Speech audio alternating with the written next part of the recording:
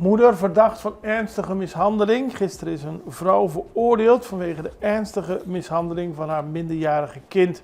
Ze kreeg 120 uur taakstraf en 12 maanden voorwaardelijke straf vanwege zware mishandeling van een 11-jarige met een elektriciteitsdraad.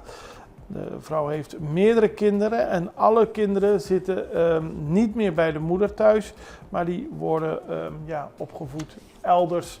Dus het is niet de eerste keer dat de vrouw zich te buiten gaat aan mishandeling. En tijdens de rechtszaak werd uitgebreid ingegaan dat de vrouw het kind zou hebben geschopt en geslagen, hebben gedwongen op één been te staan met gebreide armen als straf wanneer het kind iets verkeerds had gedaan. Alle 3 de kinderen zijn in een internaat geplaatst en nu is de vrouw veroordeeld wegens het mishandelen van een kind die volgens haar gestolen zou hebben toen ze eruit werd gestuurd door de moeder om boodschappen te doen.